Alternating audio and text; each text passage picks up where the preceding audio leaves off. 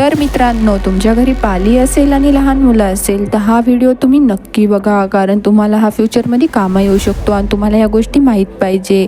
आता तुम्ही म्हणताल पालीचा आणि लहान मुलांचा काय संबंध? तर आपल्या घरात जी लहान मुलं असतात ते खूप उद्योगी असतात, त्याच्यामुळे त्यांच्याकडे खूप लक्ष द्यावं लागतं. आणि मुलं लहान असताना तोंडामध्ये काहीही घालतात, त्यांना माहीत नसतं ही गोष्ट वाईट आहे का, चुकीची आहे का, चांगली आहे. त्यामुळे ते तोंडात काही पण घालत असतात. त्यामुळे त्यांच्यावर आपल्याला सतत लक्ष ठेवावं लागतं. आपल्या घरामध्ये पाली असतात तर ह्या पाली काय करतात, कुठेही त्यांची लेंडी टाकून देतात, कुठेही घाण करतात, कधी फरचीवर तर कधी किचन ओट्यावर, तर बरेच वेळेस मुलांच्या खेळण्यांवरही त्या घाण करू शकतात. अशा वेळेस जर पालीची लेंडी लहान मुलांच्या हाती लागली, जर तुमच्या लहान बाळाने पालीची लेंडी खाल्ली तर तुम्ही घाबरून जायचं नाही.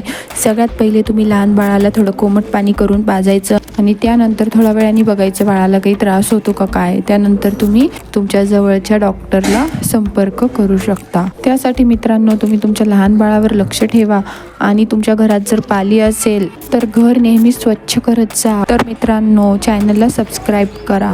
व्हिडिओ आवडला असेल तर लाईक करा. व्हिडिओला जास्तीत जास्त शेअर करा.